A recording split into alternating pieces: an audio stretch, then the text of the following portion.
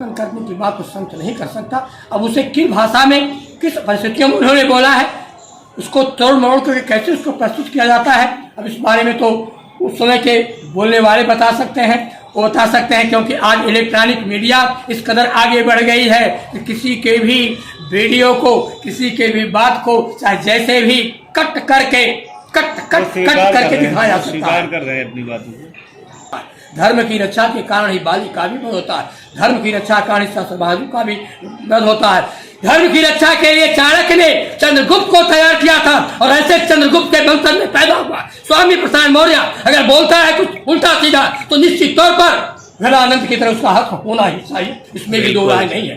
उत्तर प्रदेश से लेकर बिहार तक इस समय रामचरितमानस को लेकर जो तमाम विवाद चल रहे हैं और विवादित बयान जारी किए जा रहे हैं और रामचरितमानस के तमाम अंत को हटाने के लिए लोग जो है उसको जला भी रहे हैं, तो इसी मुद्दे पर हम आज विचार लेने के लिए आए हुए हैं। यहाँ पे परशुराम अखाड़ा के पीठाधीश्वर जी हैं, तो उनसे हम जानते हैं पूरी बात क्या बताएंगे। बताएं महाराज जी, जो आज के डेट में जो बयान आ रहे हैं रामचरितमानस को लेकर, उनकी प्रतियां जलाई जा रही है, उस पर आप क्या कहना चाहेंगे? एक तो जैसा बयान आ रहा है, सबसे पहले तो मैं निवेदन करना चाहता हूं कि जो मंत्री संतरी बनाए जाते हैं ना, तो जिस प्रकार से अध्यापक बनने के लिए टीएट की आवश्यकता है, उसी तरह से सरकार को, चुनाव आयोग को तो पहले पीईटी जारी करना चाहिए, पॉलिटिकल एजुकेशन ट्रेनिंग। और पॉलिटिकल एजुकेशन ट्रेनिंग जो पास कर लें उनको ही चुनाव लड़ने का अधिकार होना चाहिए, बाकी किसी को नहीं होना चाहिए। क्योंकि जो भी अनपढ़ लोग जिनको पता ही नहीं है कि कहाँ क्या लिखा है और बोल देते हैं कि ऐसा लिखा है। अयोध्या के महंत जी ने अभी स्वामी प्रसाद जी के लिए 21 लाख रुपए का इनाम घोषित किया है, तो क्या ऐसे बयान देना चाहिए संतों को? देखिए, धर्म के संबंध में किसके क्या विचार आते हैं, जब किसी को बोलने की स्वतंत्रता प्राप्त है, नेता बोलता है कि बोलने की स्वतंत्रता प्राप्त है, तो बोलने की स्वतंत्रता प्राप्त हो, क्या समाज को तोड़ने का कार्य करोगे? जाति के नाम पर, पाति के नाम पर, वर्ण के नाम पर, विवर्ण के नाम पर, सवर्ण के नाम पर, अगर और पिछड़े के नाम पर राजनीति करके वोटों की राजनीति के लिए आप धर्म को समाप्त करोगे, आप बिरादरी को समाप्त करोगे, जातियों को लड़ाने का कार्य करोगे।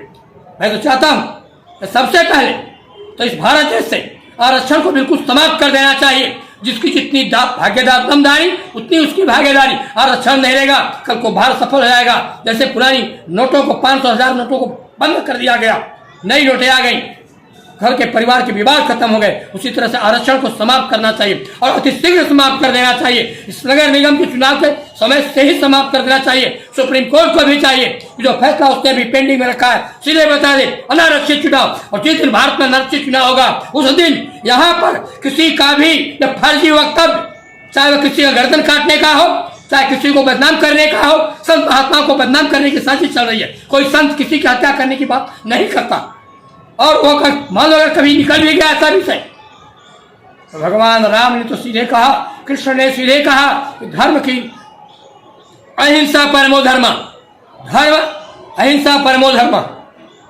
लेकिन धर्म की रक्षा करने के लिए अहिंसा तो आवश्यक है, लेकिन धर्म की रक्षा करने के लिए हिंसा भी उतनी आवश्यक है। धर्म रक्षा तो थी, धर्म की रक्षा तो होनी ही चाहिए।